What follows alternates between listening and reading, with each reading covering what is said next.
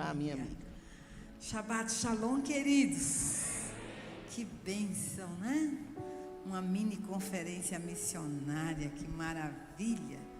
E nós vamos aqui proclamar o tema da nossa conferência. Vamos aqui? Desperta o dom que há em ti.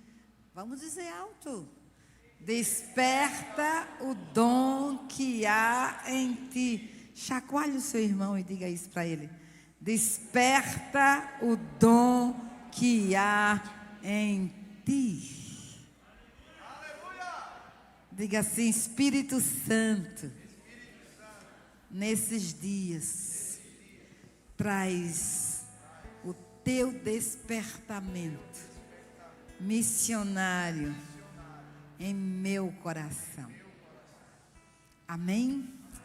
Pai, nós estamos aqui na tua presença e nós te louvamos porque hoje é Shabat.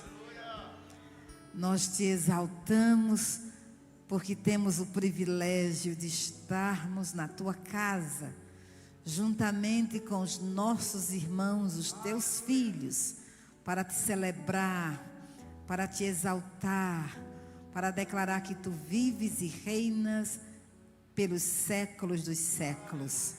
E nós colocamos esta mini conferência missionária diante do Senhor.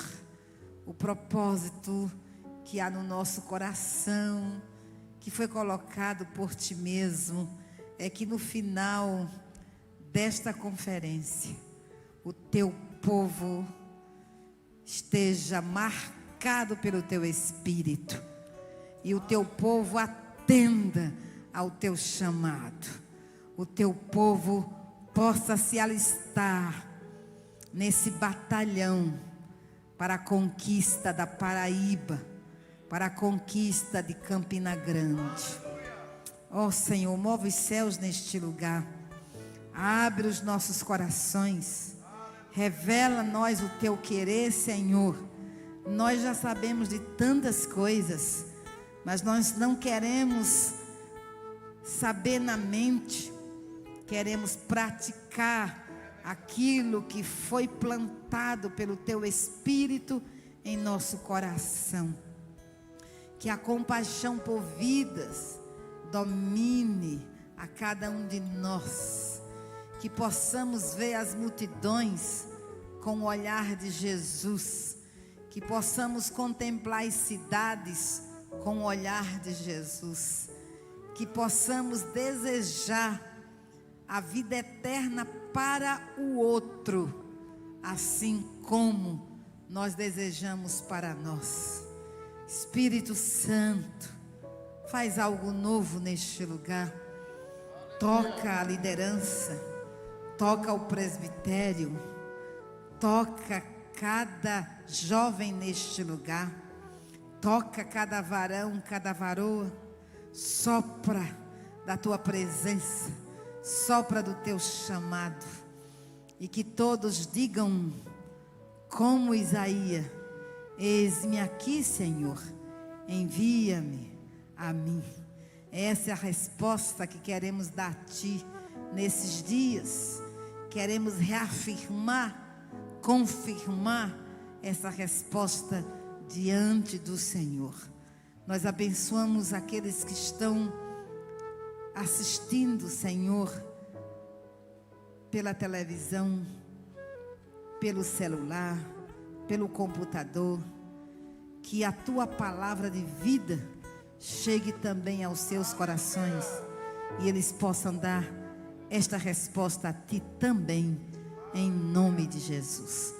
Pai, esconde-nos em ti, fala em nós e através de nós, realiza proezas em nós e através de nós. Somos dependentes do teu Espírito, em nome de Jesus. E a igreja diz amém. Aleluia. Diga: eu sou um enviado. Diga outra vez. Diga outra vez. Dá um grito assim: eu sou um enviado. Você vai me ouvir falando até domingo sobre isso. Eu sou um enviado. Amém? O propósito de Deus é que cada crente se converta a esse chamado.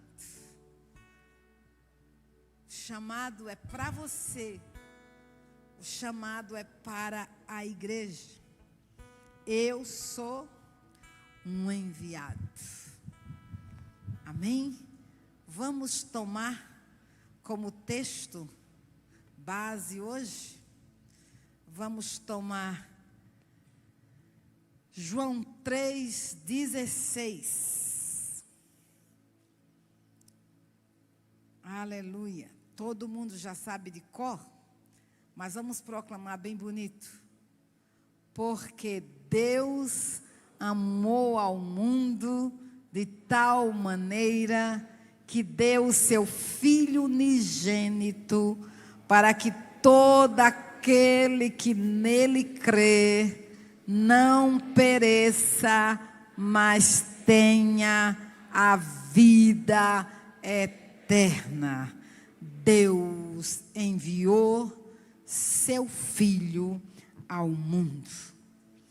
Queridos em Cristo, o tema da nossa mensagem é: eu sou um enviado.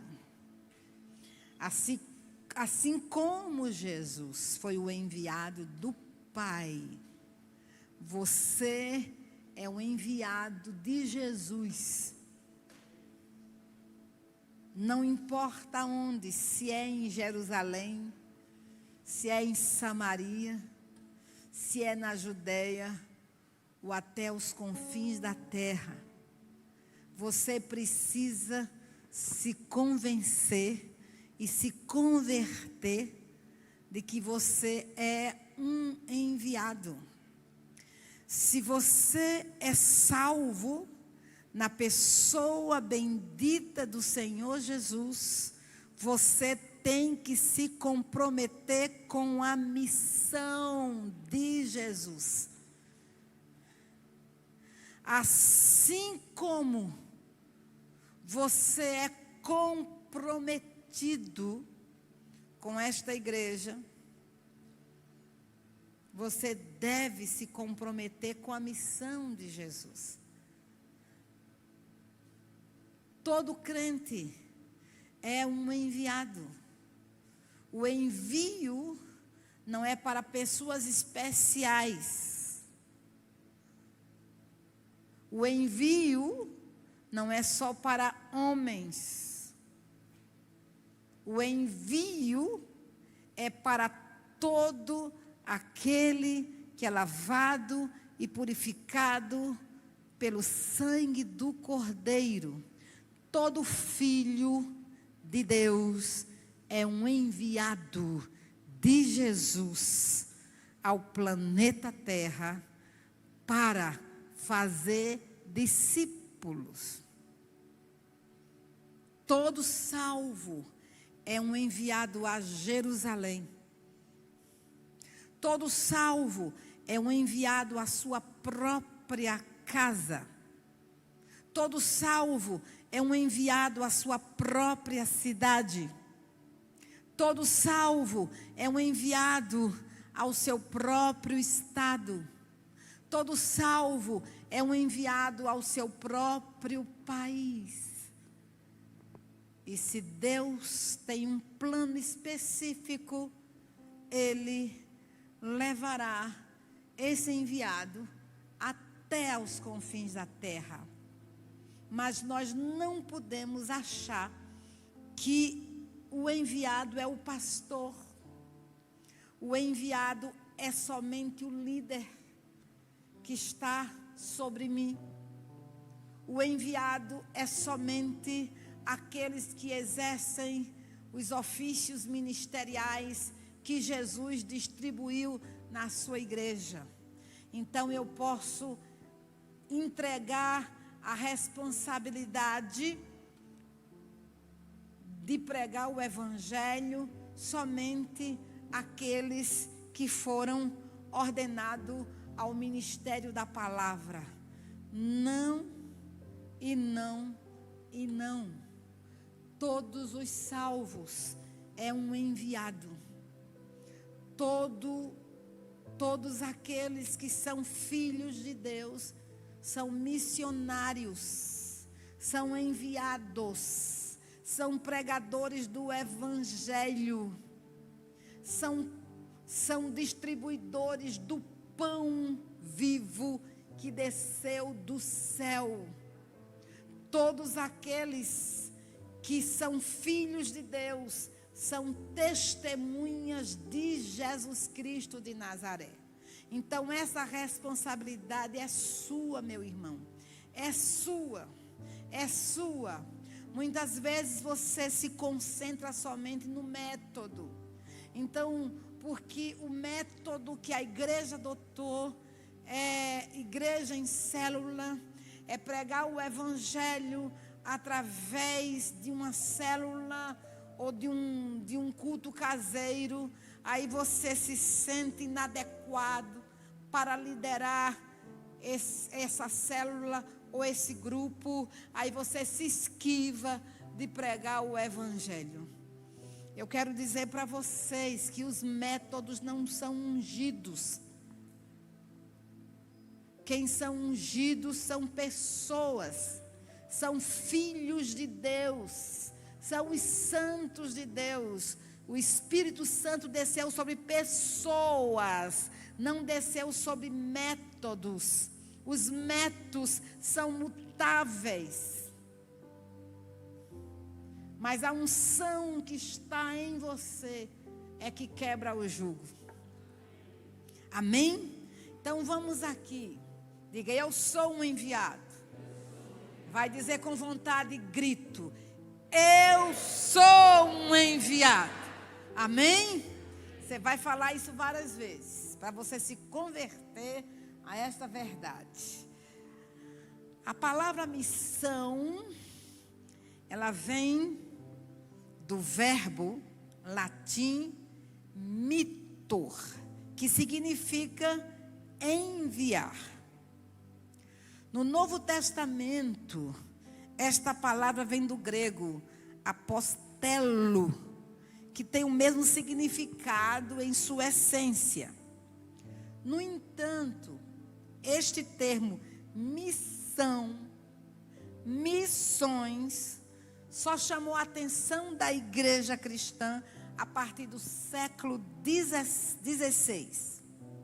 Período este quando a reforma protestante começou a investir na obra da evangelização mundial.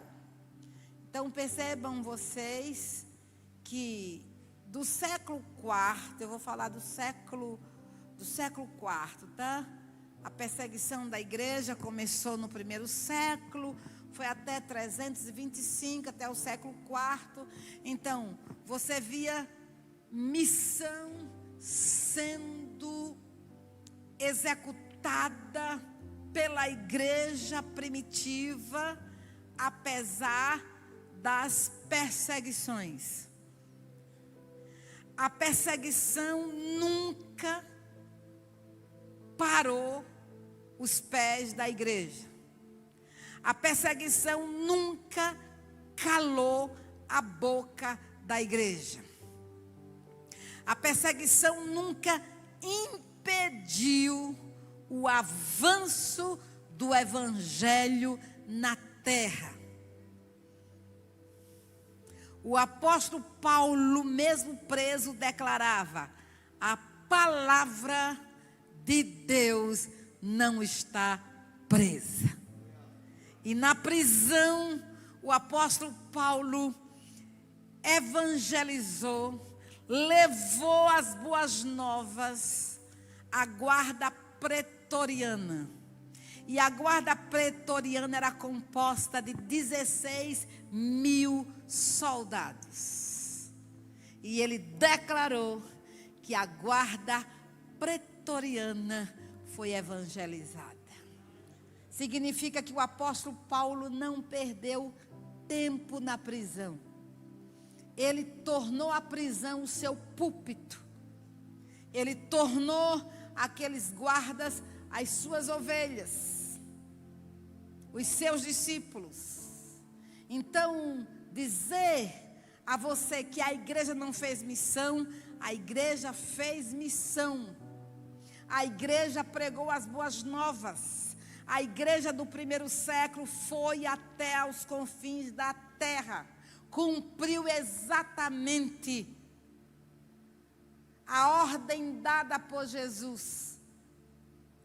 Jerusalém, Judeia, Samaria e até aos confins da terra. A igreja do Senhor Jesus seguiu esta ordem dada por Jesus. O que aconteceu para que missão não fizesse parte da igreja depois do quarto século? Eu vou dizer por quê. A igreja cristã, depois que Constantino oficializou a liberdade de culto no Império Romano do Ocidente, o que aconteceu? Aconteceu o seguinte, que as pessoas que não eram convertidas a Cristo Jesus, que não eram pagãs, porque quando Constantino deu liberdade de culto no Império Romano, ele vai priorizar o cristianismo. Ele vai dar ao cristianismo um peso maior. E vocês sabem que agradar o imperador é o que todo mundo queria. Depois Teodósio, no Oriente, ele vai oficializar o cristianismo como a religião do império. Aí a coisa fica terrível. Por quê? Porque as pessoas inconversas adentram a igreja, sem novo nascimento, sem transformação, sem passar pelo arrependimento. Adentra em massa a igreja. E aí, o que vai acontecer? Se esse povo é inconverso, ele não vai ter o quê? Compaixão pelas almas perdidas. Povo inconverso não obedece a Jesus Cristo de Nazaré. Povo inconverso não lê a Bíblia. Povo inconverso não jejua. Povo inconverso não ora. Povo inconverso não tem comunhão com o trono. Não é dirigido pelo Espírito Santo. E aí o que vai entrar na igreja? Vai entrar os dogmas. O que vai entrar na igreja? Vai entrar todo o paganismo numa roupagem nova. E chegou até o que nós temos hoje, o catolicismo romano. Tá certo? Então, queridos, por isso que só no século XVI, quando da reforma protestante, é que a palavra missão vai ser resgatada. A palavra missões também vai ser resgatada. E a prática missionária vai começar a ser vista na igreja. Porque a igreja existe para fazer missões. Se a igreja não existir para fazer missões, ela não é igreja. Ela é um clube. Ela é uma sociedade. É uma comunidade de pessoas que cantam bem, que se vestem bem, que conversam muito bem, que tem um linguajar religioso bonito, mas não é igreja. Porque a igreja foi tirada do mundo. Foi tirada do mundo para ir ao mundo fazer discípulos de todas as nações. Amém? Amém? Então veja, amados, veja aqui, que quando falamos de missão e missões, o conceito que todos têm é que não passam de duas palavras sinônimas, diferentes só porque um é singular e outro é plural. Só que pelo raciocínio missiológico, estas palavras são distintas e têm conceitos bem distintos, apesar de serem bastante ligadas uma com a outra. Agora vamos ver o conceito de missão. O que é missão? Trata-se do desígnio bíblico completo da igreja de Jesus Cristo. A igreja de Jesus Cristo recebeu uma missão do seu cabeça. A igreja de Jesus Cristo está inserida na missão. A igreja do Senhor Jesus Cristo é responsável por fazer esta missão. Este é um termo vasto que inclui o ministério voltado para cima, para dentro e para fora da igreja. É a igreja enviada, peregrina, estrangeira, testemunha, profética, serva, como sal e luz neste mundo. Então, missão está relacionada a tudo que a igreja faz. Tudo que a igreja faz deve ser aquilo que Jesus mandou ela fazer. Qual é a missão da igreja? Pregar o evangelho. Qual é a missão da igreja? Fazer discípulo de Jesus. Qual é a missão da igreja? Ser sal da terra, ser luz do mundo. Qual é a missão da igreja? Ser uma testemunha do Senhor Jesus, andar nas pegadas de Jesus. Qual é a missão da igreja? Fazer exatamente o que Cristo fez. Então, quando a igreja não está fazendo a missão, ela não é igreja, ela é qualquer coisa menos igreja. Porque a igreja é o corpo de Cristo. A igreja tem um cabeça, ela só existe porque o cabeça existe. E ela só existe porque ela foi fundada, estabelecida, gerada pelo cabeça, que é Jesus Cristo de Nazaré. Amém? Então, veja que igreja não é instituição humana.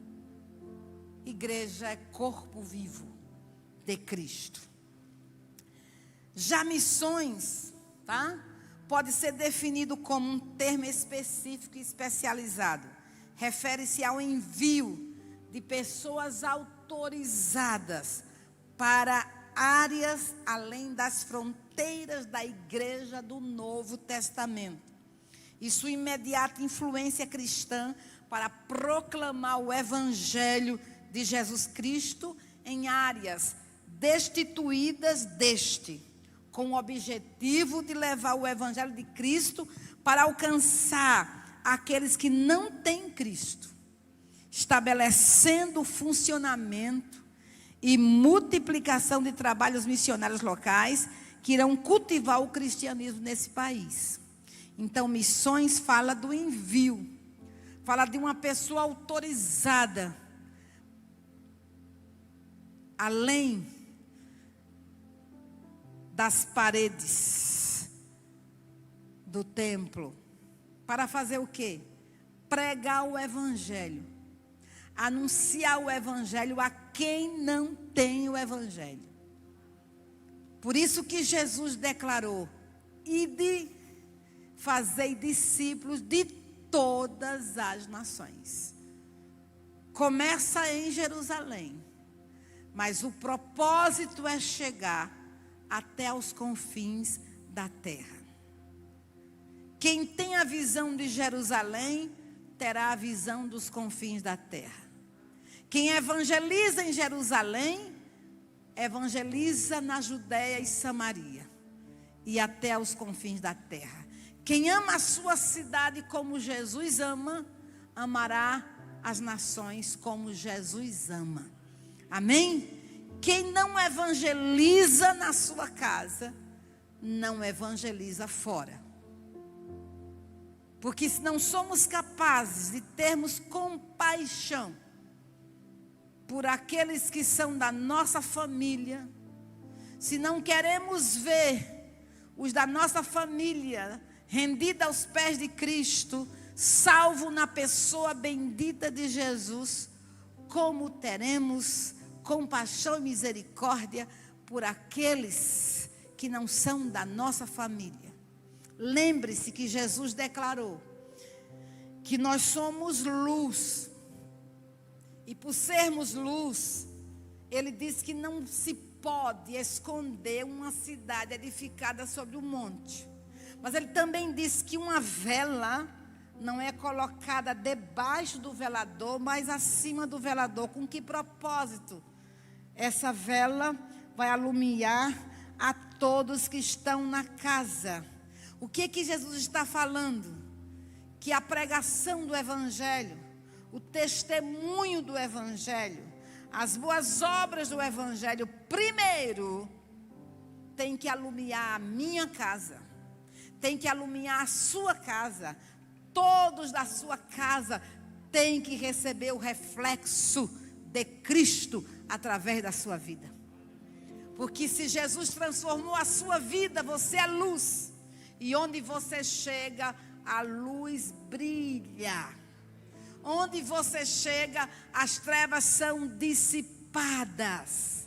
Onde você chega, o diabo treme.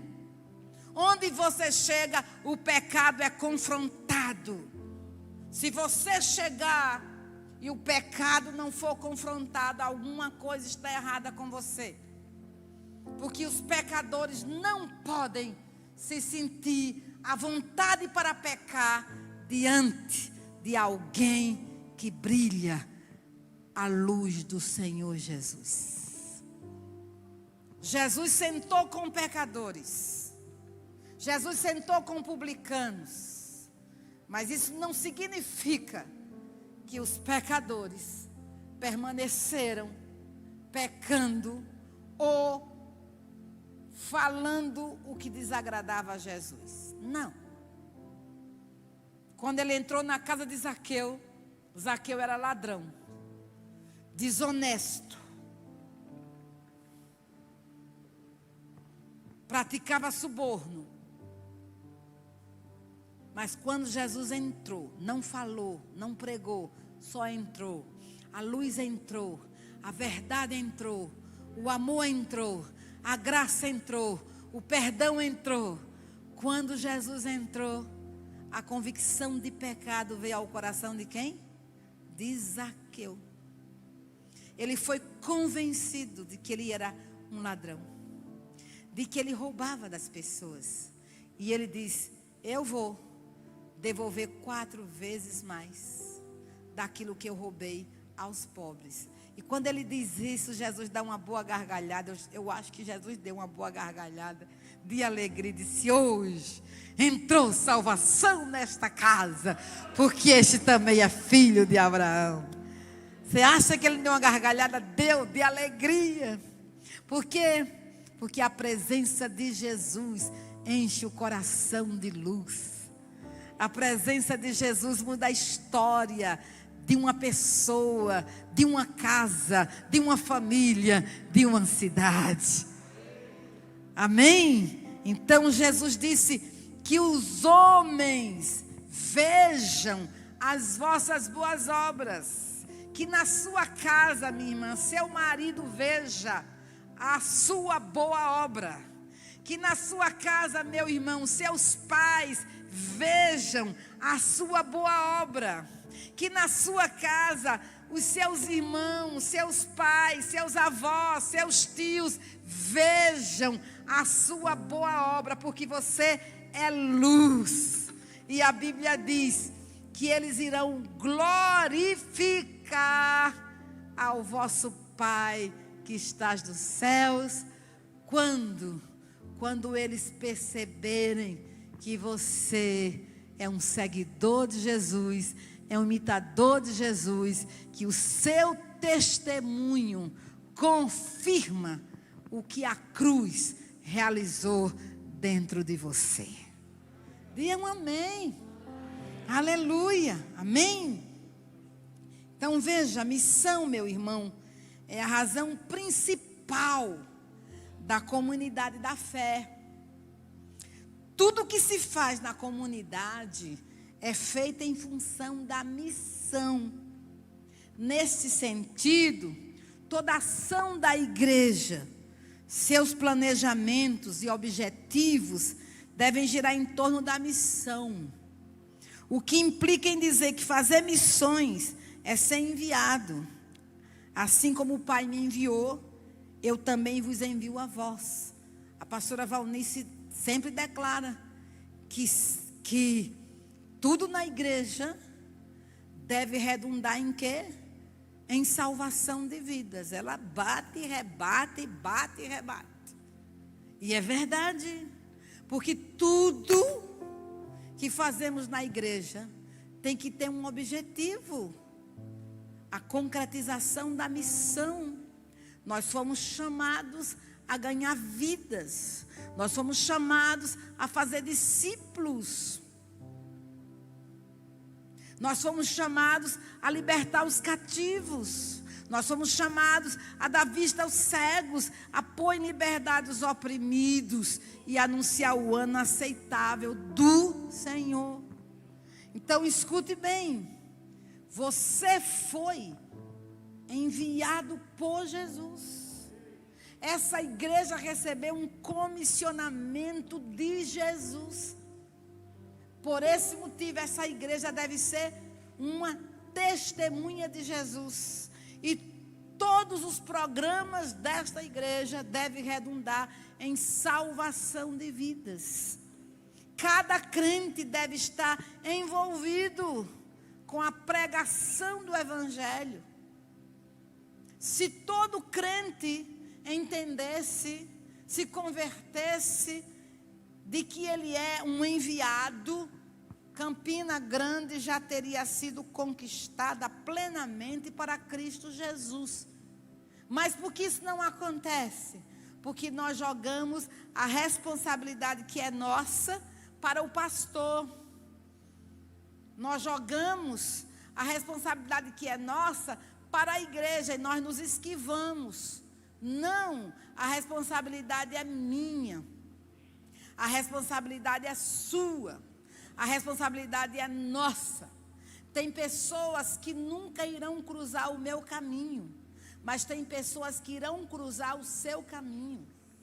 E você é responsável por anunciar a estas pessoas que Jesus reina, que Jesus vive, que Jesus morreu na cruz do Calvário, foi sepultado, ressuscitou, está vivo e voltará. E que Jesus morreu para salvá-la. Tem pessoas que vai passar no meu caminho e não vai passar no seu caminho. Eu sou responsável por anunciar a essa pessoa que Jesus salva. Então, você e eu temos que nos converter a isso. Todo domingo, essa igreja quem está cheia, porque você vem trazer seus amigos, porque você ama os seus amigos, seus vizinhos, porque você ama os seus vizinhos, seus colegas, porque você ama os seus colegas, porque você é responsável diante de Deus pela salvação deles. A palavra de Ezequiel está de pé. Se eu não avisar o ímpio, denunciar o ímpio os seus pecados, e avisar o ímpio que há um caminho chamado Jesus Cristo de Nazaré, e diz a Bíblia, se ele não for avisado, o sangue dele vai cair sobre mim. Eu não quero que nenhum sangue caia sobre a minha vida, não. E você também tem que dizer a mesma coisa. Então, para que esse sangue não caia sobre mim, Eu tenho que fazer o que Deus me ordenou a fazer. Pregue a tempo e fora de tempo. Anuncie quem é Jesus. Tenha compaixão pelas vidas. Amém? Declare: eu sou um enviado.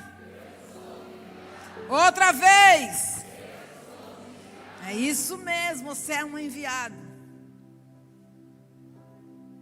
Sabe a quem? Ao padeiro, ao açougueiro, ao verdureiro, ao vizinho da esquerda, ao vizinho da direita. Você é enviado ao seu patrão, ao seu chefe, ao seu colega que senta à esquerda de você lá no trabalho.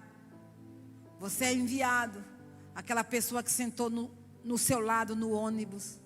Você é enviado ao motorista do Uber que você pega constantemente. É isso mesmo, você é enviado. Amém? Amém? Então vamos aqui. Veja que Jesus declarou: assim como o Pai me enviou, eu vos envio a vós. Eu vou tecer mais adiante esse versículo. Mas primeira coisa que eu quero que você entenda: para que nós nos convertamos à missão, nós temos que ver missão dentro da Bíblia. Porque a Bíblia é o livro de Deus. E a Bíblia tem poder para nos convencer, para nos converter. Não são as nossas palavras que vão converter e convencer você. É a palavra de Deus. Então vamos passar pela Bíblia hoje. Deus é o missionário mor. Ele veio ao encontro do homem com um chamado missionário. Escuta bem. O nosso Deus é o primeiro missionário. Mas o nosso Deus foi ao encontro de homens no Antigo Testamento. Mas ele foi ao encontro desses homens com um propósito: torná-los missionários, enviá-los ao mundo, enviá-los às nações da terra, enviá-los a povos, enviá-los a nações, a tribos. Então Deus não foi simplesmente à procura de Adão, para que essa procura dele a Adão morresse em Adão. Não. Deus teve um propósito. Escute aqui. Deus veio primeiro à procura do homem no Éden. Ele foi o criador deste homem. E quando o homem pecou, o homem se escondeu da sua presença. Parece uma piada. Tentou, porque nenhum homem consegue fugir da presença de Deus. Nenhum homem se esconde da presença de Deus. Mas Adão tentou se esconder da presença de Deus. Ele achou que as árvores poderiam escondê-lo de Deus. Ele achou que a figueira, as folhas de figueira que ele pôs no seu corpo, poderia cobrir a sua nudez. E Adão estava ali, cheio de temor, de medo, de pavor. Ele estava com um sentimento estranho na sua alma, no seu espírito, um peso que ele nunca tinha tido. E aquele homem que sempre quis estar em comunhão com Deus, aquele homem que todas as tardes tinha prazer de comungar com Deus, de conversar com Deus, agora estava fugindo deste Deus, se escondendo deste Deus, torcendo para que o pôr do sol não chegasse, porque ele não queria se encontrar com Deus. Mas a Bíblia diz, no capítulo 3, versículo 9 de Gênesis: e chamou o Senhor Deus a Adão e lhe disse: onde estás? E por que Deus chamou Adão? Porque Deus não desistiu do seu projeto para com Adão. Deus tinha um plano maior a ser ministrado na vida de Adão e da sua descendência. Deus não deixou Adão à mercê de Satanás. Deus não deixou Adão à mercê do seu pecado. Ele veio ao seu encontro. Ele pune o pecado de Adão, pune o pecado de Eva, mas ele faz algo poderoso ali no Éden. E aquilo que ele faz muda a história de Adão, muda a história de Eva e muda a história de todos os descendentes de Adão no planeta Terra. Porque Deus chama as coisas que não são como se já fossem. Amém? Então o que Deus vai fazer? Deus vai fazer um ato profético no Éden. Ele é o primeiro homem a fazer um ato profético. E esse ato profético, ele é missionário. Esse ato profético é um ato que vai atingir todos os descendentes de Adão no planeta Terra. Então Deus vai imolar um animal, tirar o couro do animal, e ele faz vestes para Adão e para Eva. E ele derrama o sangue do animal na terra, e ele faz um decreto em forma de promessa. Mas o que eu quero mostrar para você aqui é que Adão e Eva poderiam muito bem rejeitar as vestes que Deus estava trazendo para eles. Aquelas vestes eram vestes que tipificavam as vestes de justiça que nós receberíamos do Pai, através de Jesus Cristo. Adão era o meu representante, era o seu representante.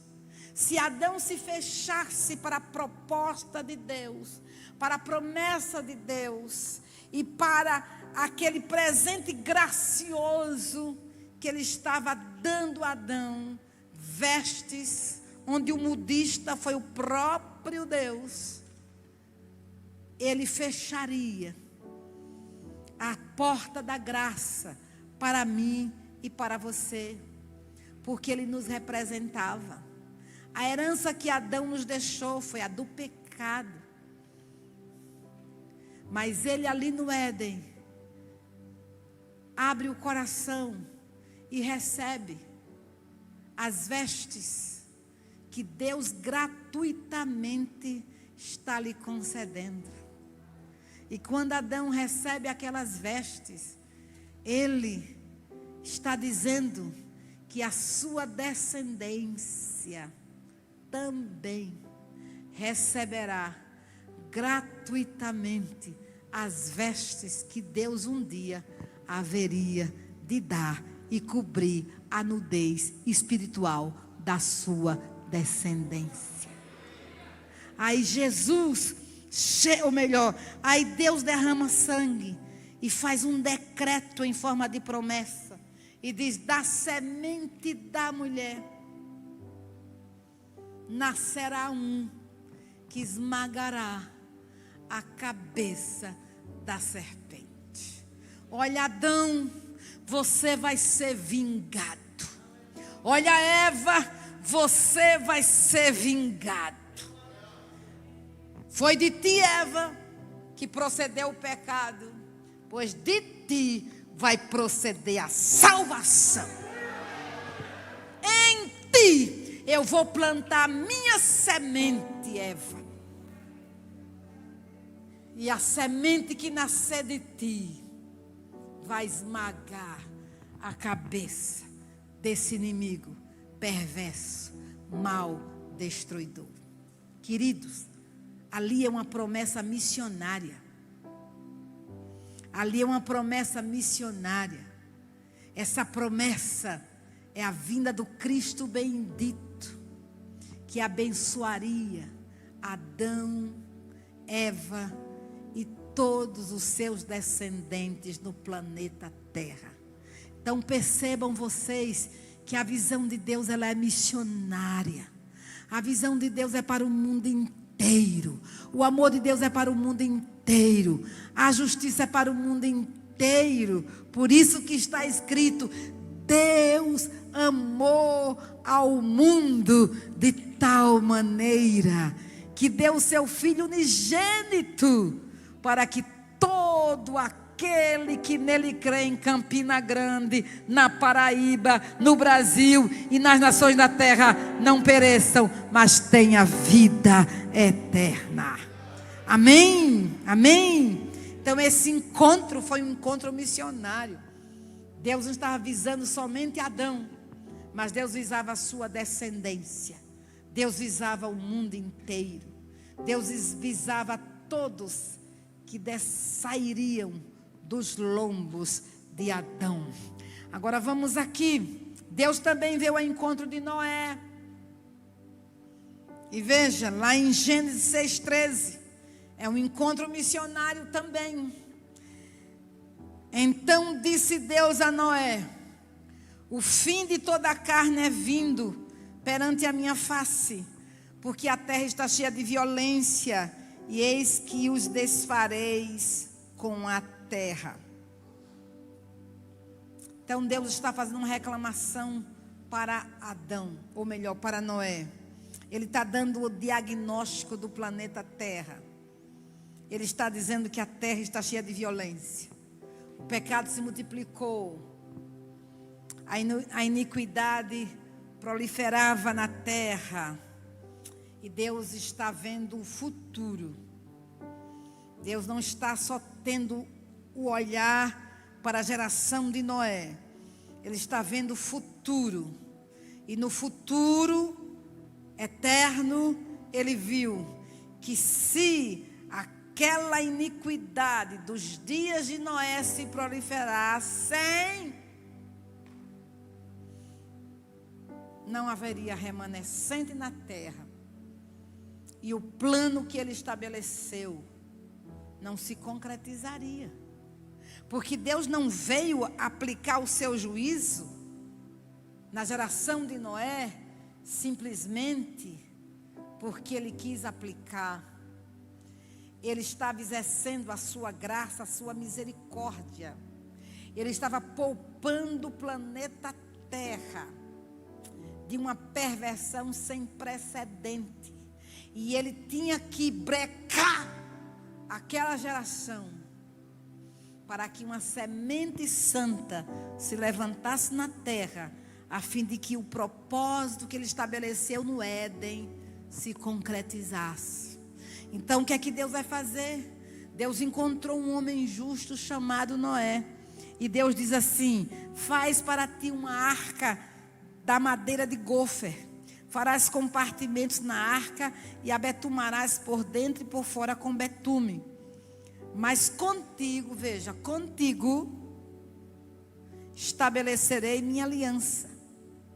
E entrarás na arca tu e os teus filhos, tua mulher e as mulheres de teus filhos contigo. Por que Deus fez isso? Por que Deus fez isso? Porque Deus queria uma terra repovoada. Deus queria que aquilo que Ele decretou no Éden, crescer e multiplicar e encher a terra, se concretizasse, fosse permanente. Não seria Ele o anulador dos seus próprios decretos. Então Ele vai chamar Noé, juntamente com a sua esposa. Veja que Noé e sua esposa já eram velhos. Deus poderia muito bem fazer com Noé o que fez com Sara, ou melhor, com Noé o que fez com Abraão, ou o que fez com Sara. Não, mas Noé já tinha filhos. Ele possuía 3 filhos, filhos casados. Então Deus viu nos filhos de Noé a povoação, a repovoação do planeta Terra.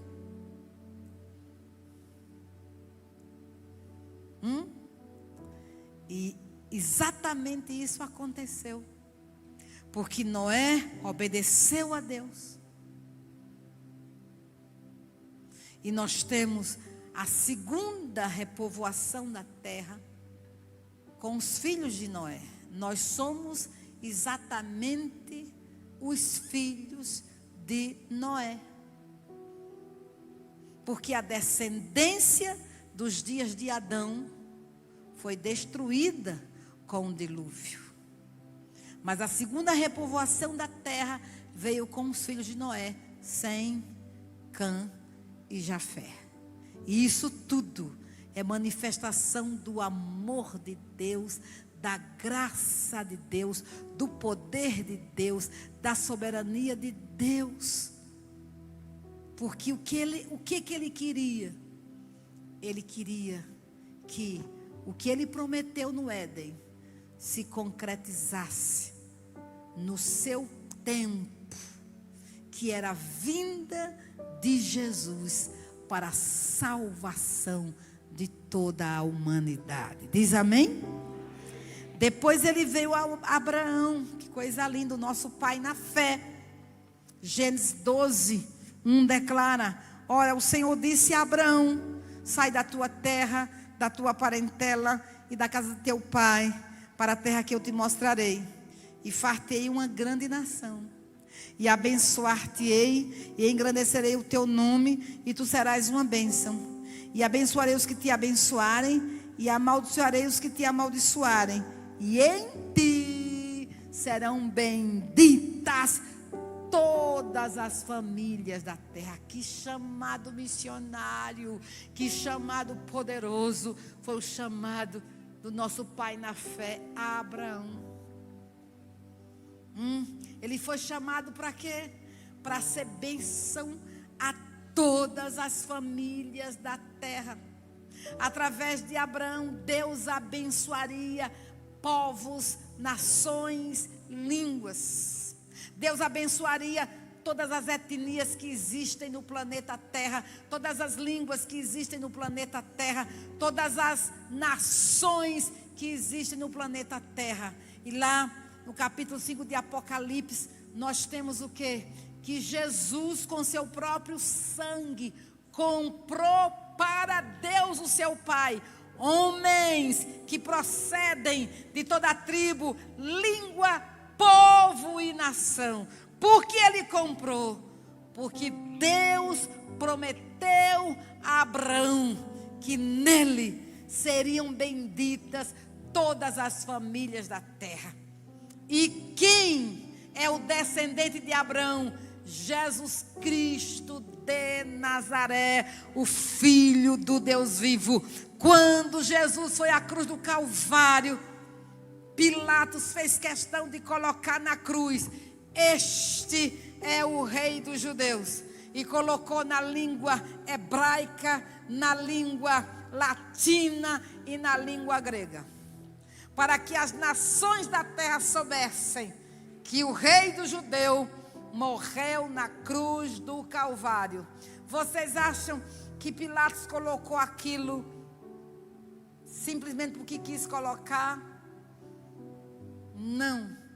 É que o nosso Cristo, na cruz do Calvário, morreria, seria sepultado, mas ressuscitaria ao terceiro dia, para ser chamado não só Messias de Israel, mas Messias de todas as nações da terra. Abraão cumpriu o seu chamado, e hoje nós somos filhos na fé de Abraão. Então veja que os encontros com Deus não podem morrer em mim. Quando Ele vai ao seu encontro, Ele vai ao seu encontro com um propósito. Ele quer, através de você, tocar outros, a outros, a outros, a outros. Ele quer que em você haja multiplicação de filhos para Ele. Ele quer que em você haja multiplicação de discípulos para Jesus. Ele não quer que esse dom que Ele plantou em você morra em você. Ele não quer que esse tesouro que Ele colocou no seu coração morra em você. Ele quer que você seja um compartilhador da graça. Ele quer que você seja alguém que vai distribuir o pão às multidões. Ele quer que você leve famílias inteiras a Cristo. Ele quer que você leve cidades inteiras a Cristo. Ele quer que você seja também enviado a lugares distantes, onde pessoas estão clamando sem salvação. Ele quer usar você. Então, queridos, o encontro que Deus tem conosco não pode morrer em nós. O encontro que Jesus teve com você e marcou a sua vida é para que você seja canal e marque a outros no seu nome, na sua graça. Você diz amém? Dê um aleluia bem alto. Amém. Aleluia. O Deus também veio ao encontro de Moisés com essa visão missionária, visão missionária, visão missionária. Moisés, eu não vou trabalhar muito aqui, mas eu vou mostrar para você. Versículo 4 do capítulo 3 de Êxodo. E vendo o Senhor que se virava para ver, bradou Deus a ele do meio da sarça e disse: Moisés, Moisés. Respondeu ele: eis-me aqui. Aí Deus disse: vem agora, pois eu te enviarei a Faraó, para que tires o meu povo, os filhos de Israel, do Egito. Escute bem. Os feitos de Deus no Egito foram conhecidos no mundo inteiro.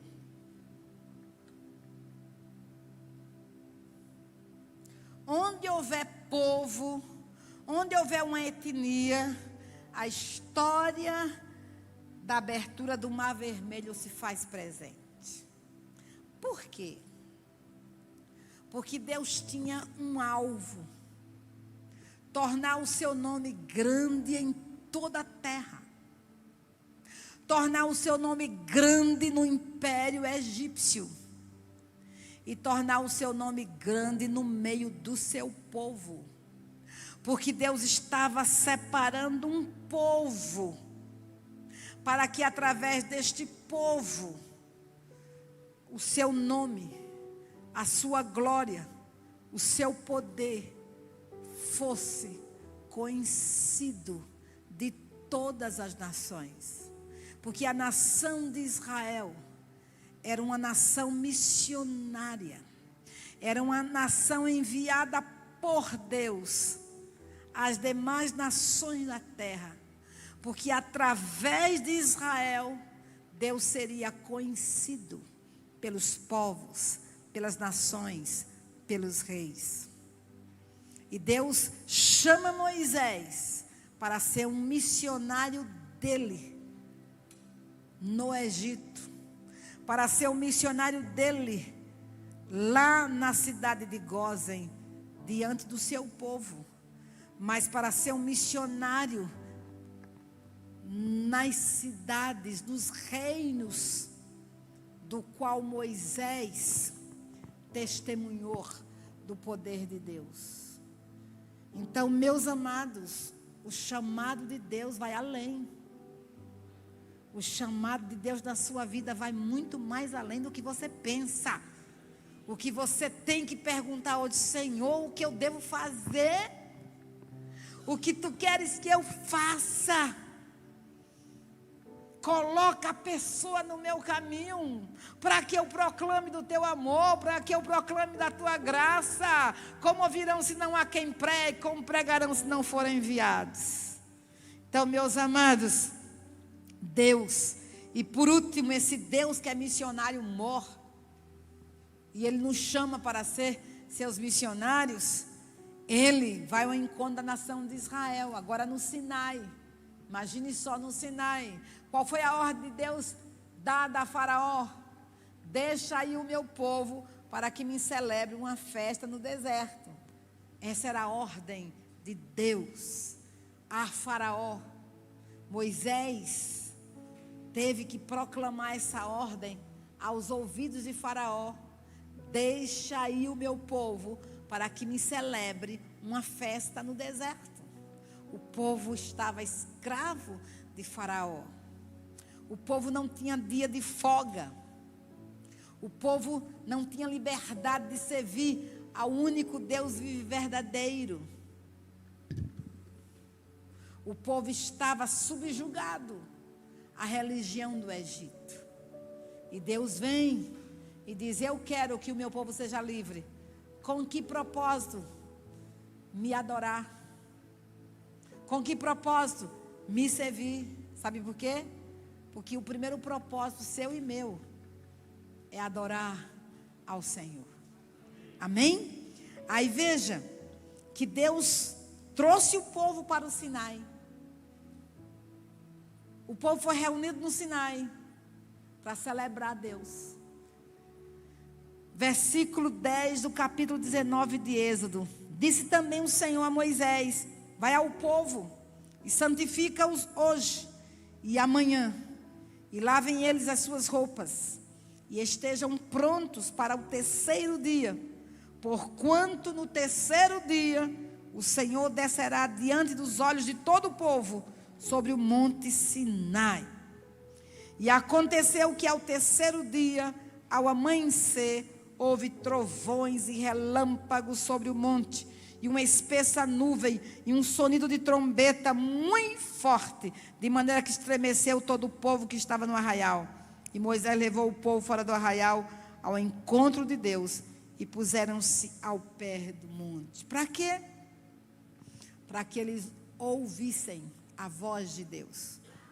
Os 10 mandamentos, antes de serem escritos nas tábuas de pedra, os 10 mandamentos foram proclamados pelo próprio Deus aos ouvidos de cada pessoa que estava naquele dia diante do monte que pertencia à nação de Israel.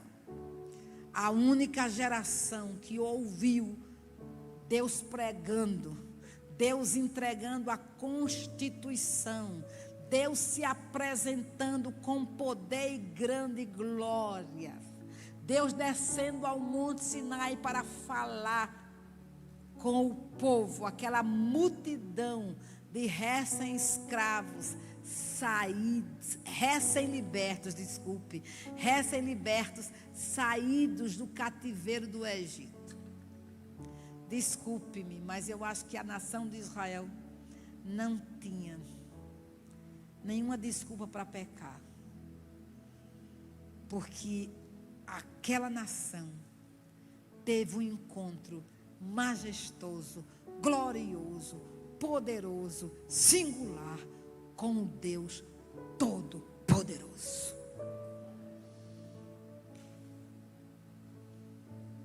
E Deus se encontra com o povo, porque Deus quer fazer deste povo uma nação missionária, uma nação singular na terra, uma nação que recebeu uma constituição dada pelo próprio Deus, uma nação que recebeu um culto estabelecido pelo próprio Deus, uma nação que foi acompanhada pela nuvem de Deus e o fogo de Deus, uma nação que viu os feitos portentosos do nosso Deus. E essa nação deveria anunciar de geração em geração aos seus filhos os feitos do Senhor, mas também deveria anunciar às nações da terra a glória do Senhor. Mas infelizmente, a nação de Israel não foi uma nação missionária. Ela se deixou ser influenciada pelo paganismo das nações. A nação de Israel invejou o culto pagão, invejou os deuses pagãos, invejou a vida libertina dos pagãos. E a nação de Israel começou a imitar os pagãos. Então, queridos, nós precisamos compreender uma coisa: Deus vem ao nosso encontro. Ele é um missionário maior, mas Ele vem trazendo a Adão um chamado missionário, vem trazendo a Noé um chamado missionário, vem trazendo a Abraão um chamado missionário, vem trazendo a Moisés um chamado missionário, e vem trazendo ao povo de Israel um chamado missionário. Então, quando Deus se apresenta a você, Ele também tem em mente multidões que estão por trás de você. Amém? Ele tem multidões que estão por trás de você. Pode acreditar nisso. Pode acreditar nisso. Pode crer nisso. Amém? Ele está pensando em muitos que serão atraídos a Cristo através da sua vida. Aleluia. Agora veja, Jesus é o missionário de Deus Pai ao mundo. Jesus foi enviado por Deus Pai ao mundo. É o descendente da mulher que foi gerado pelo Divino Espírito Santo e ganhou um corpo aqui nesta terra. E ele veio como missionário perfeito, porque ele veio conviver com os humanos. Ele veio se alimentar da comida dos humanos. Ele veio vestir as vestes dos humanos. Ele veio ter a linguagem dos humanos. Ele veio se identificar 100% com os humanos. Missionário perfeito, Jesus Cristo de Nazaré. Aleluia, aleluia. Glória a Deus. Jesus nunca fez acepção de pessoas. A Bíblia diz que como missionário ele veio buscar e salvar os que se haviam perdido. E um missionário sempre é enviado a outra cultura. Então Jesus veio para a cultura da terra. E ele veio para a cultura da terra, trazendo a cultura do céu. E ele deveria implantar na terra a cultura do céu. Ele deveria ministrar o Pai na terra, revelar o Pai na terra, ministrar o amor do Pai na terra, abençoar com a bênção do Pai na terra, perdoar com o perdão do Pai. Ih, coisa tremenda. Aleluia, aleluia. Então veja que Jesus é o prometido de Deus ao mundo. Todo o Novo Testamento, ou melhor, todo o Antigo Testamento aponta para Jesus. Todas as profecias do Antigo Testamento apontam para Jesus. O sistema levítico de culto aponta para Jesus. As festas estabelecidas por Deus apontam para Jesus. O cordeiro do holocausto aponta para Jesus. A serpente que foi levantada no deserto aponta para Jesus. Jesus é o prometido de Deus ao mundo. E ele prometeu Jesus ali no Éden. Gênesis 3,15, da semente da mulher. Ele disse: e porém inimizade entre ti e a mulher, entre a tua semente e a sua semente. Esta te ferirá a cabeça, e tu lhe ferirás o calcanhar. Ele está falando isso para quem? Para Satanás. Se prepare. Se prepare. Porque eu vou levantar na terra o meu filho, o segundo Adão. E ele vai quebrar todo o jugo opressor. Ele vai arrancar a tua autoridade por completo, esmagar a tua cabeça. Aleluia! Nos dias de Moisés, o que é que Deus promete? Deus promete levantar um profeta semelhante a Moisés, a quem o povo deveria seguir e obedecer. Então esse profeta quem é? É Jesus. Deus fala a Moisés dizendo, lá no capítulo 18, 15, o Senhor teu Deus te levantará um profeta do meio de ti, de teus irmãos, como eu, a ele ouvireis. Está vendo? Olha, se o povo de Israel tivesse lido as Escrituras com os olhos corretos, veriam o quê? Essa profecia, e faria comparação, e entenderia, esse é o profeta de quem Moisés falou. O profeta Isaías vai profetizar o quê? O envio do Messias, pelo Senhor Deus Todo-Poderoso. Lá em Isaías 9,6 declara, porque um menino nos nasceu, um filho se vos deu, o governo está sobre os seus ombros, e o seu nome será maravilhoso, conselheiro, Deus forte, Pai da eternidade, príncipe da paz. Do aumento deste principado e da paz não haverá fim sobre o trono de Davi e no seu reino, para o firmar e o fortificar com juízo e com justiça, desde agora e para sempre. O zelo do Senhor dos exércitos fará isto. Então, querido, Jesus, como missionário do Pai, ele tinha uma agenda a cumprir. Ele tinha uma missão a executar. E Jesus foi consumido por esta missão. Jesus viveu para fazer esta missão. E Jesus seguiu exatamente a agenda que Deus estabeleceu para ele. Percebem vocês que Jesus ama todos os povos, ama gentios e ama judeus, ama os gregos e ama o povo de Jerusalém.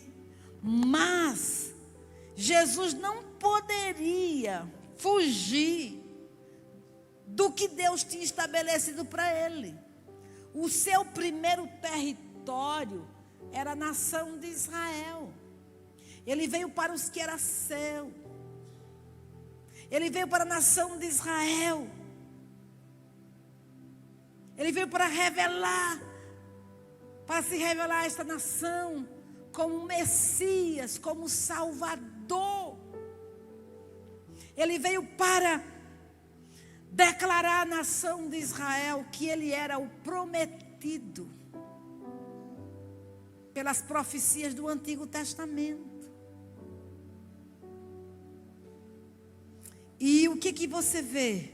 Você vê um Jesus que amava pessoas, que tinha compaixão de pessoas, que tinha compaixão da multidão. Veja lá em Mateus 9:35. Esse texto já é muito amado, né? Eu sei que vocês já sabem de cor.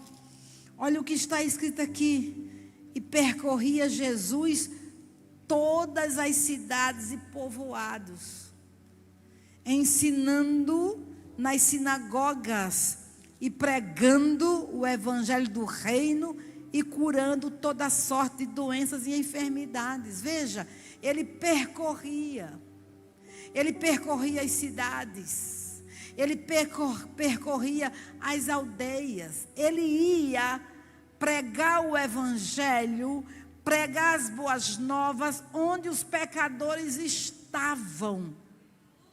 Jesus não esperava que o povo viesse a ele. Ele foi ao encontro do povo, porque o missionário vai ao encontro do perdido. Assim como Deus veio ao encontro de Adão, assim como Jesus veio ao encontro do perdido, nós também temos que ir ao encontro do perdido. Temos que ir. Só teremos conhecimento da multidão se nós sairmos para ver a multidão. Olha o que diz a Bíblia: vendo eles a multidões, compadeceu-se delas, porque estavam aflitas e exaustas como ovelhas que não têm pastor. Então Jesus contemplou as multidões e ele fez um diagnóstico das multidões. Essas multidões são aflitas, essas multidões estão exaustas. Lá no capítulo 11, versículo 28, ele diz assim: olha, vinde a mim, você que está cansado, sobrecarregado, aflito, desesperado, doente, opresso, e eu vos aliviarei. Por que ele disse isso? Porque ele contemplou, ele sabia o que ia no coração das multidões. Mas ele também entendeu que sozinho não poderia conquistar a todos, alcançar a todos. Aí ele diz assim para os seus discípulos: a seara na verdade é grande, mas os trabalhadores são poucos. Rogai ao Senhor da seara que envie trabalhadores para a sua seara. As multidões da Paraíba são muitas. As multidões de Campina Grande são muitas. Há multidões no Portal Sudoeste, no Alto Branco, na Catingueira, no Aloísio Campos, em Jardim Tavares, em Cuités, em Vila Cabral, em Presidente Médici, em Malvinas, em Liberdade, em Ligeiros. Há multidões. Que tipo de multidões? Aflitas. Que tipo de multidões? Depressivas, doentes, enfermas, desesperadas, desesperançadas. Este é o retrato das multidões em Campina Grande. Não pensem vocês que as multidões que estão no shopping são as multidões felizes. Mentira.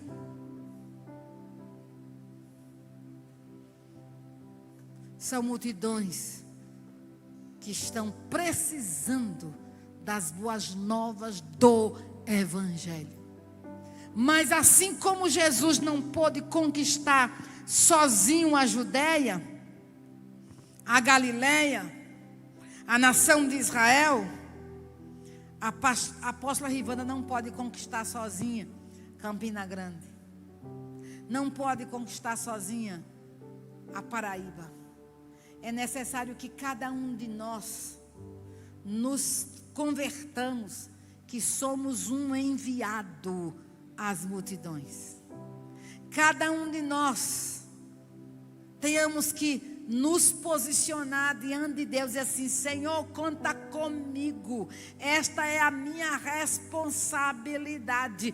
Do que depender de mim, eu farei parte da comissão dos 70, dos 100, dos 150, dos 200, dos 2000, não importa. Eu estou dentro desta comissão e eu vou pregar o Evangelho. Amém, queridos? Já estou terminando por hoje. Então, meus amados, Jesus, ele era um missionário. Quando ele entrou na sinagoga de Nazaré, o que foi que ele declarou? Lá no capítulo 4 de Lucas. Ele está na sinagoga de Nazaré. Nazaré era a sua cidade. Ele foi criado naquela cidade. Ele era conhecido por aquela comunidade. Tá certo? Aí ele entra. Veja, versículo 16. Indo para Nazaré, onde fora criado, entrou num sábado na sinagoga, segundo o seu costume. Olha que lindo, todos os sábados ele estava na sinagoga. A gente quer ser melhor do que Jesus, não sei. Imagine Jesus, desde 13 anos, na sinagoga todos os sábados, para ouvir, sabe quem? Os mestres dos seus dias, que não tinha a sabedoria dele, que não tinha a unção dele, que eram pecadores, mas eram servos de Deus. E Jesus senta sábado após sábado para ouvir os mestres da sua cidade falando do seu Pai, falando das Escrituras, ensinando as Escrituras. E nós cansamos muitas vezes, né? Escolhemos os pregadores, escolhemos o tipo de culto, escolhemos o tipo de música. Faça as contas, de 12 anos até 30. Todos os sábados, todos os sábados, todos os sábados. Mas um belo sábado, oh maravilha, num belo sábado, ele levantou-se para ler. Oh maravilha! E estava cronometrado na agenda de Deus, que a leitura seria Isaías 61. Jesus não escolheu, aquela era a leitura daquele sábado em todas as sinagogas de Israel. Aí Jesus se levanta, então lhe deram o livro do profeta Isaías, e abrindo o livro, achou o lugar onde estava escrito: olha, o Espírito de Yahvé está sobre mim. Todo mundo olhou para ele, porque o tom não era o mesmo. Alguma coisa mudou nesse moço. Sábado ele estava aqui e não era esse tom de voz. Não, não pode. Ele está com um rosto diferente. Ele está mais bonito. A sua palavra tem mais autoridade. Alguma coisa aconteceu e ficaram todos olhando para Jesus. Aí diz a Bíblia: pelo que me ungiu, primeiro, para evangelizar os pobres. Esse foi o primeiro chamado de Jesus. Essa foi a primeira unção de Jesus. E essa é a primeira unção e o primeiro chamado da igreja: evangelização. Evangelizar os povos, evangelizar os pobres, pobres físicos, pobres de mente, pobres de coração, pobres de comida, pobres de roupa, pobres de casa.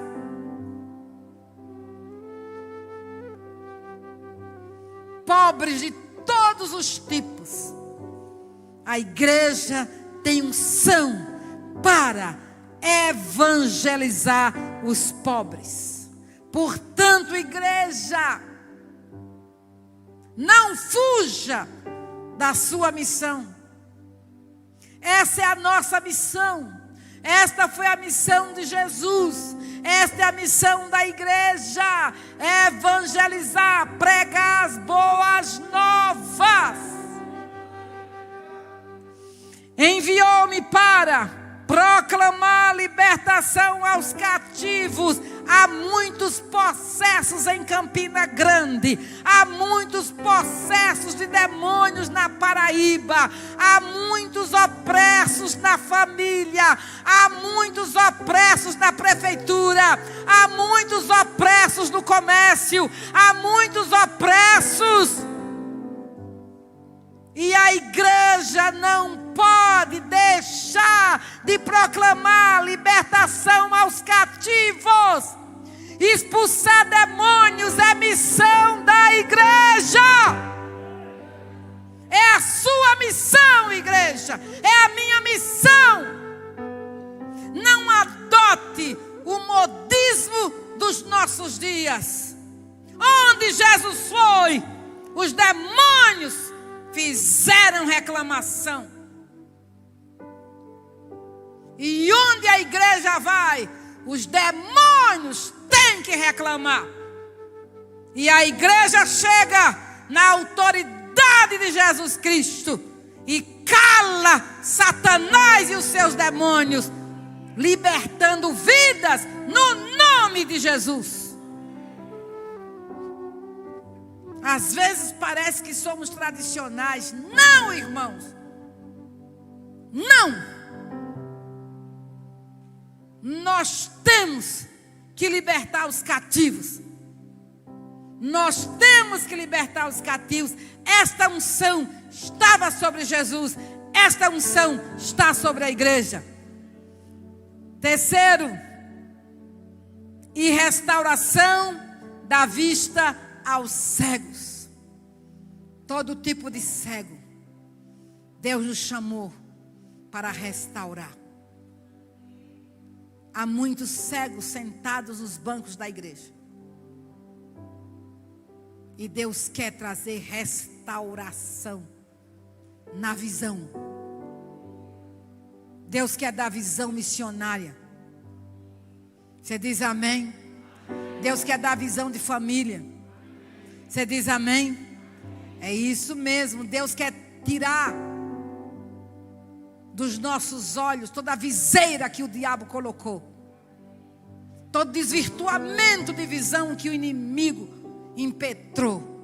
Deus quer que nós vejamos o mundo como Ele vê. Deus quer que vejamos Campina Grande como Ele olha Campina Grande. Deus quer que entremos na nossa casa e vejamos a nossa casa na percepção de Deus. Vamos tirar os enganos, as fantasias, tudo isso é cegueira. E vamos olhar as pessoas como Jesus olhou e olha. E vamos proclamar libertação, restauração, em nome de Jesus. Veja o que Jesus diz também, para pôr em liberdade os oprimidos. Quantos estão trancafiados nas prisões de Satanás? Quantos trancafiados literalmente nas prisões de Satanás, prisões espirituais?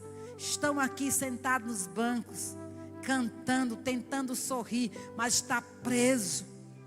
E é a igreja que tem a autoridade de abrir essas prisões, aleluia, e apregoar o ano aceitável do Senhor.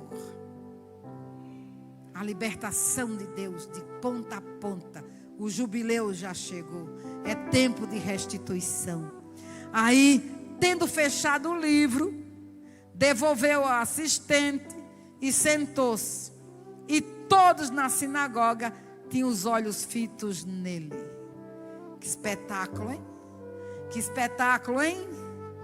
Então passou Jesus a dizer-lhe, sentado: hoje se cumpriu a escritura que acabas de ouvir. Todos lhe davam testemunho e se maravilhavam das palavras de graça que lhe saíam dos lábios e perguntavam: não é este o filho de José? Disse-lhes Jesus: sem dúvida, citar-me-ei este provérbio: médico, cura-te a ti mesmo. Tudo que ouvimos ter se dado em Cafarnaum, faze-o também aqui na tua terra. E prosseguiu: de fato vos afirmo que nenhum profeta é recebido na sua própria terra. Na verdade vos digo que muitas viúvas havia em Israel no tempo de Elias, quando o céu se fechou por 3 anos e 6 meses, reinando grande fome em toda a terra. E nenhuma delas foi Elias enviado, senão a uma viúva de Serepta de Sidom. Havia também muitos leprosos em Israel nos dias do profeta Eliseu, e nenhum deles foi purificado, senão Naamã, Ciro. Todos na sinagoga, ouvindo estas coisas, se encheram de ira. Olha, uma mensagem tão poderosa como essa, ungida, pregada por Jesus, e o povo se encheu de ira, em vez de se encher de misericórdia, de compaixão, de quebrantamento, de arrependimento de pecados. Não, o povo se encheu de ira, e levantando-se, expulsaram-no da cidade e o levaram até o cimo do monte sobre o qual estava edificada, para de lá o precipitarem abaixo. Está vendo? Queriam matar Jesus porque ele pregou esta palavra de poder. O missionário nem sempre é aceito, nem sempre é aplaudido, nem sempre é crido, mas o missionário tem convicção de um chamado. Ele foi chamado por Deus, independente das circunstâncias, independente de ser aceito ou não. Não é aceito numa cidade e vai para outra, mas não deixa de pregar o evangelho, não deixa de anunciar as boas novas. Jesus, porém, passando por eles, retirou-se. Então o que você vê aqui, meus irmãos? Jesus é o missionário do Deus Todo-Poderoso. Ele não teve sucesso em Nazaré. Ele foi expulso de Nazaré. Os seus conterrâneos tentaram-no matar, tentaram precipitá-lo do monte e depois apedrejá-lo. Mas como não chegou a hora de Jesus, a agenda de Deus precisava ser cumprida. Então, meus amados, Jesus tinha consciência plena para que ele veio. O missionário tem que saber, foi chamado por quem? E foi chamado para fazer o quê? Então Jesus sabia, eu vim do Pai. E para que eu vim para morrer pela nação de Israel. Eu vim para que tenhas vida e tenhas em abundância. Eu vim não para apagar o pavio que fumega ou quebrar a cana quebrada. Eu vim para as ovelhas perdidas da casa de Israel. Eu não vim para julgar o mundo, eu vim para salvar o mundo. Porque ele veio para salvar o mundo, ele perdoou os de Nazaré. Porque ele veio para salvar o mundo, ele libertou, curou e perdoou a Maria Madalena. Porque ele veio para salvar o mundo, ele entrou na casa de Zaqueu, perdoou os pecados de Zaqueu e deu salvação a Zaqueu. Porque ele veio para salvar o mundo, meus irmãos. Ele tolerou, suportou as infantilidades dos seus discípulos.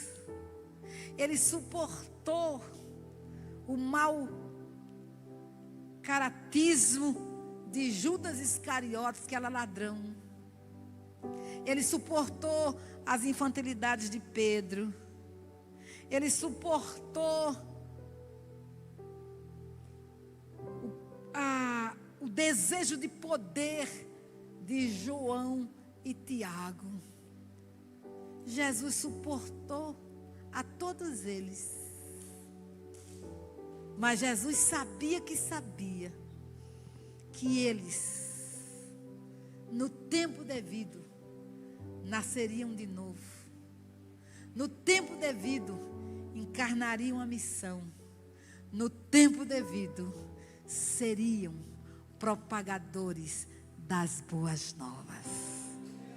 Queridos irmãos, Jesus como missionário, ele amou as crianças, sentou com um publicano, perdoou meretriz, alimentou multidões, purificou leprosos, deu vista aos cegos.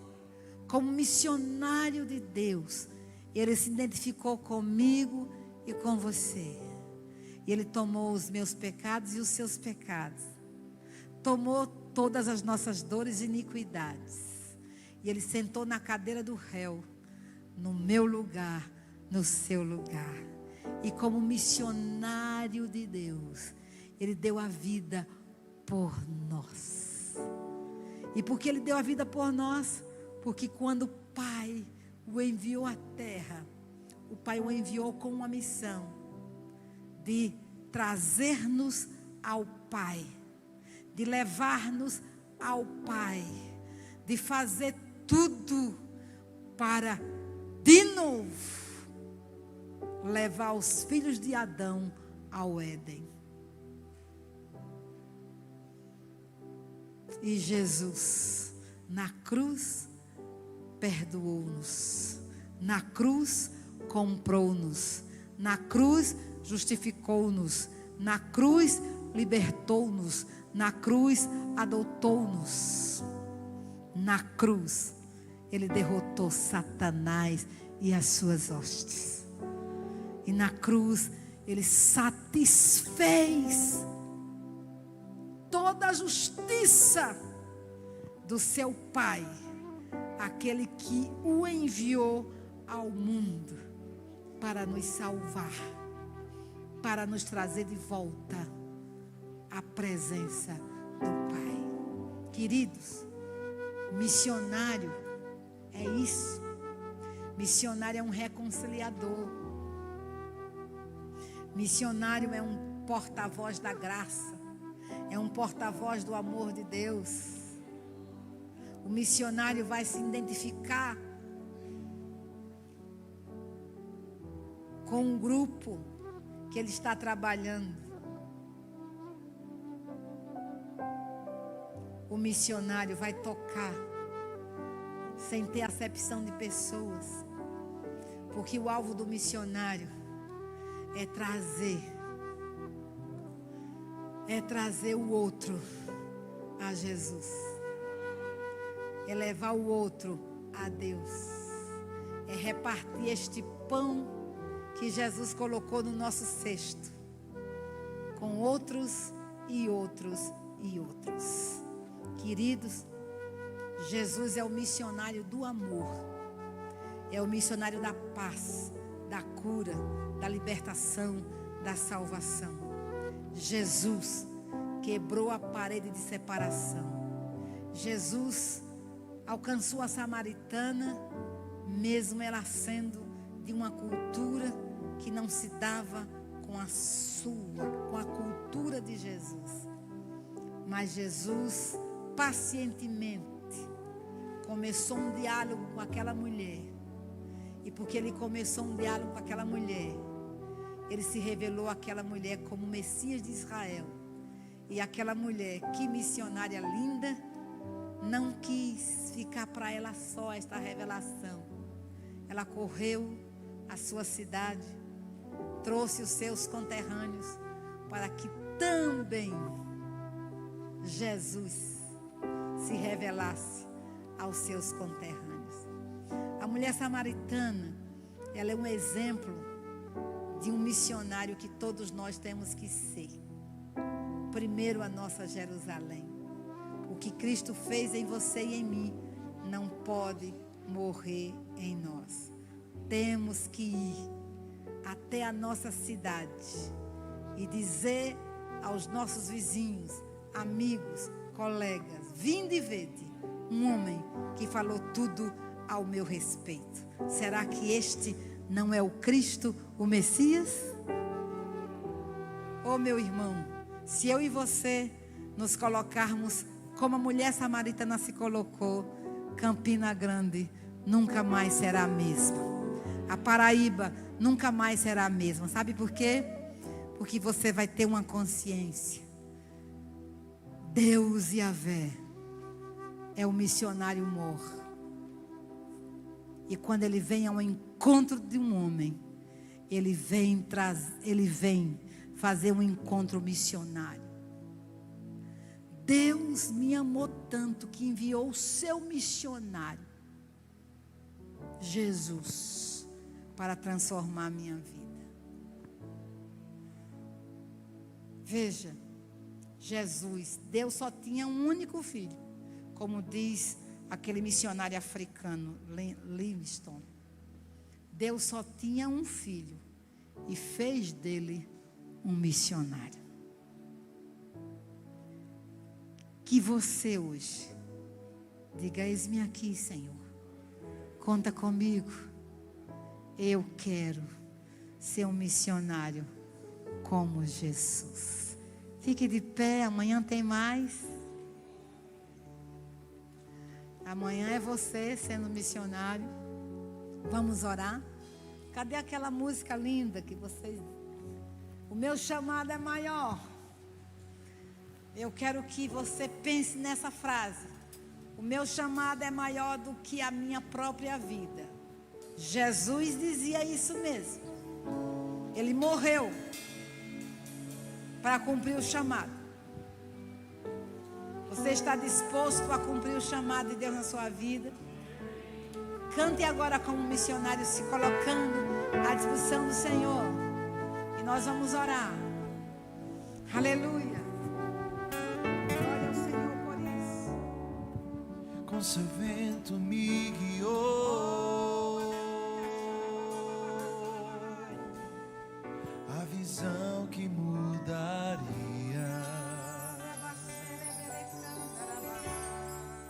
minha história, minha vida. Com suas mãos escreveria.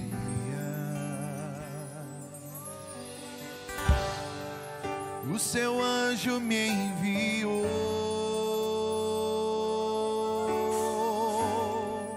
com a brasa do altar, me tocou.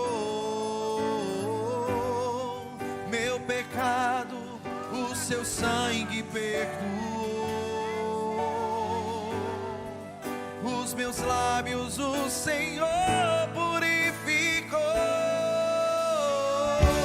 Senhor, eis-me aqui, envia-me a mim. Declare isso, meu irmão. Vou pra onde o teu vento soprar, e não preciso entender, meu chamado é maior que a minha própria vida.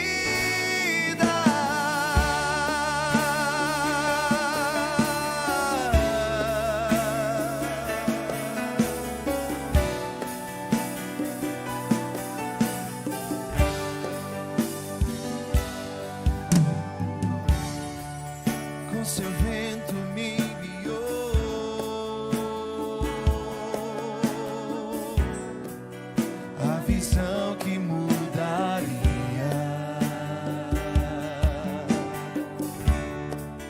minha história, minha vida. Com suas mãos escreveria.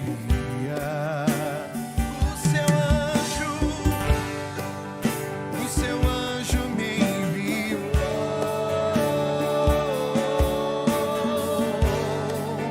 com a brasa do altar, me tocou.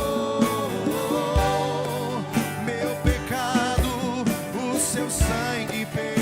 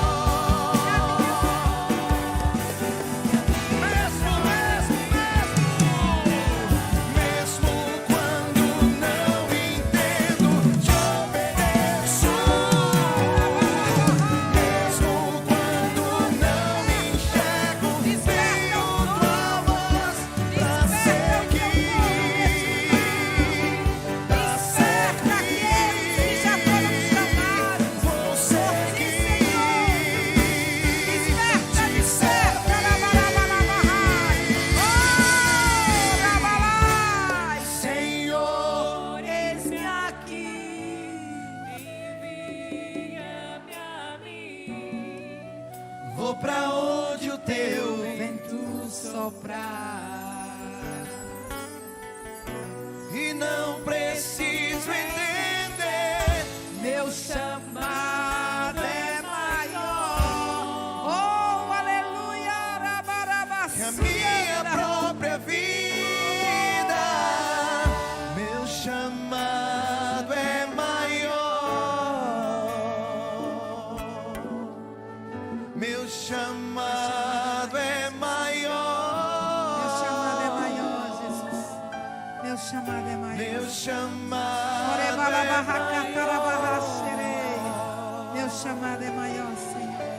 Teu chamado é maior Que minha própria vida, Jesus. que a minha própria vida. Aleluia. Aleluia. Aplauda ao Senhor. Aleluia. Aleluia.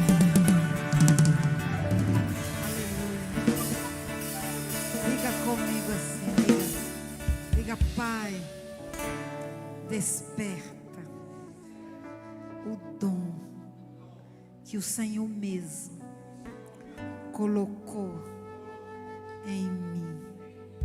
Eu quero me alistar nesta missão que Jesus me comissionou. Ele pagou um alto preço para me conquistar.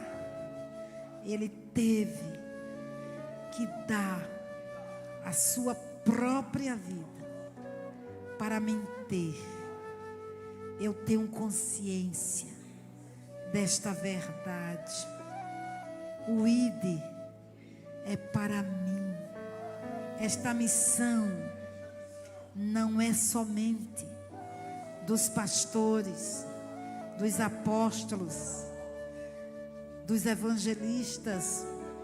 Esta missão é minha. Eu fui chamado, eu fui convocado, eu fui enviado. O Senhor colocou o cesto de pães na minha mão. Eu não posso deixar os pães morfarem. Eu não posso.